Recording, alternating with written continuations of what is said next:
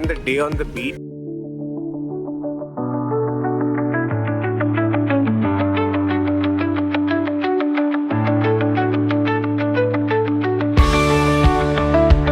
Today I decided to spend the day on the beach, and I'm going to be covering 3 beaches.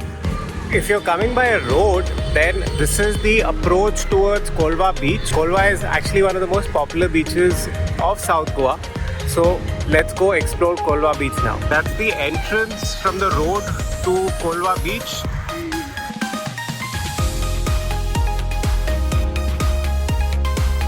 As you enter from the bridge and take a left, there are a lot of shacks located here.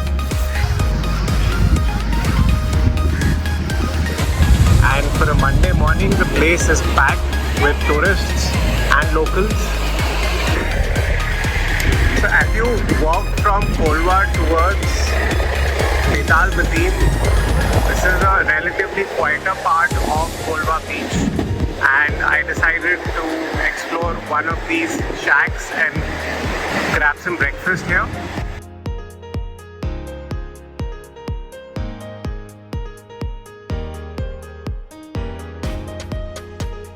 To Colva, my next stop was Betalbatim beach. Betalbatim actually has a total of 4 shacks, starting with Maxica on the right and Joel's shack on the extreme left. There's one small shack further ahead of Joel's shack.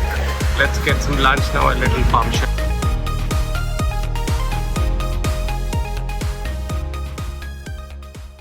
Promised, I'm going to be sharing my experience in Goa with you so far in the last 2 weeks. Broadly, if I have to divide the expenses involved in travel to any destination, let's focus on domestic, then we'll later on compare it with international travel. Let's divide it into 5 broad heads. First are your flights. The second broad head is the accommodation. The third broad head is the local conveyance, which is taxis or whatever mode of transport that you use for traveling within that particular place.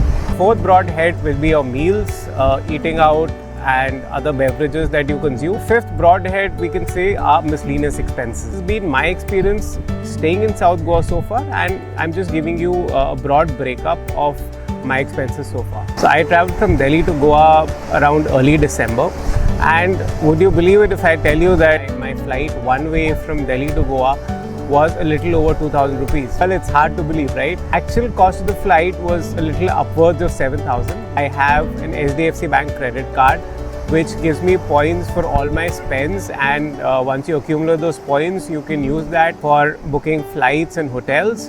So that is what I did. If you plan your travel well in advance, you can get some really good deals on flights. Christmas and New Year's are the absolute peak time. If the peak time starts, for example, around 20th December, I came to Goa around 10 December. If you're a little flexible on dates and the time, you're able to get good deals on flights. Similarly, when I'll be going back on last week of Jan, on first week of Feb, for about 12 to 14,000 rupees, I should be able to get a return flight to Delhi. And if you plan well, if you have credit card points or you have some offers in your cards, you can get a return flight from Delhi for as low as 10,000 rupees, and could be even cheaper at times. If I look at accommodation, you have a lot of options across hotels, homestays, guest houses, hostels. I booked an Airbnb for a month during peak season, that is starting from 10th December to the end of first week of Jan.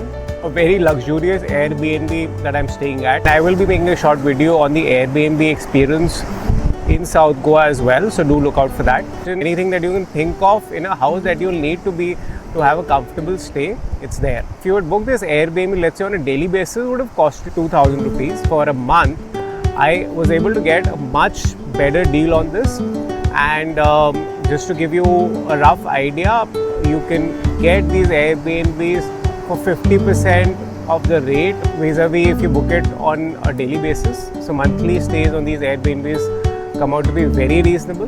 That's one option that you should consider. 30 to 40,000 rupees per month, even during peak season of Christmas and New Year's, you can get a very good deal on these Airbnb. A decent hotel during Christmas and New Year is going to cost you a bomb, so these monthly stays is one way of saving money, but you'll have to be a little accommodative on your dates and the place where you're staying. Host is able to get a bulk business for a month, so the host is more accommodative in terms of the pricing on the Airbnb. As a traveler, you're also able to get a much better value for your money if you book a longer stay in a homestay. Next thing is taxis. Downloaded the Goa Miles app on my phone even before leaving Delhi. Got out of the airport, booked a cab. I was able to get a reasonable price, which is comparable to an Uber for a similar distance in Delhi. It was a smooth experience for me from the airport to my Airbnb. To be honest, that's been my only experience of taxis so far. Rest, the location of my Airbnb has been such that I can pretty much walk around to most of the places. The beach is close by, the markets are close by. If you do want to, travel for a few kilometers away from where you're staying and want to explore other beaches, local taxis can turn out to be very expensive at times. Now, in terms of alternatives, you have these self-driven cars, which, especially if you're traveling in a bigger group, turn out to be very cost-effective. Similarly, you would have hired scooties or bikes when in Goa in the past. They also, if you know the right people, you're able to get a decent deal, especially if you're booking for a couple of days, even during peak season. If you really want to save money, then public transport is available in Goa, just that you will have to rough it out a little. Transportation within Goa really comes down. The fourth item on our list, that is your eating out expenses or your meals.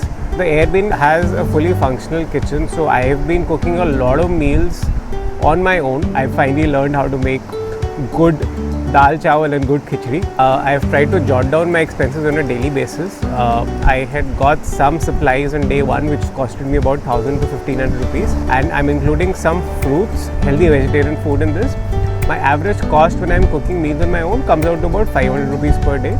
Let's say one meal outside and 2 meals I'm cooking by myself, the cost comes out to about 1,000 rupees per day. And if you're having more than one meal outside, then you can accordingly extrapolate this cost of 1,000 rupees. I have not really catered to alcohol expenses in this, but if you're a beer lover, then in liquor stores it's cheap in Goa. Alcoholic beverages, you can accordingly add your expenses. The last item on our list is miscellaneous expenses. I would include things like water sports, nightlife, or any other experience in Goa that you like to do.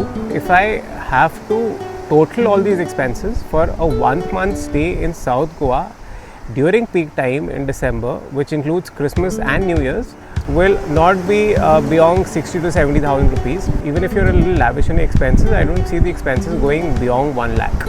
If I have to compare this with some of the international destinations, I had traveled to Sri Lanka in March this year. The 1 week trip, I ended up spending about 1 lakh, and my Goa trip, which is a 1 month trip, I ended up spending about 65,000 rupees.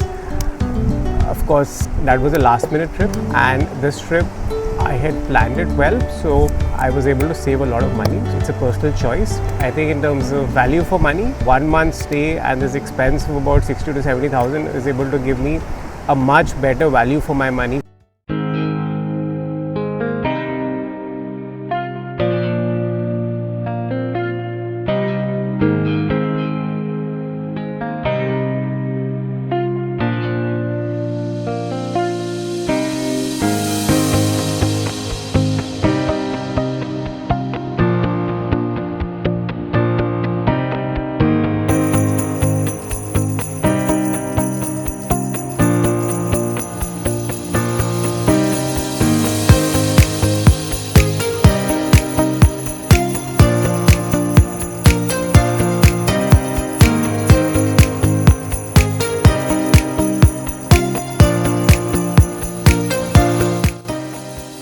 I hope this video was helpful for you. Keep watching my channel for more updates, listeners, and a happy new year.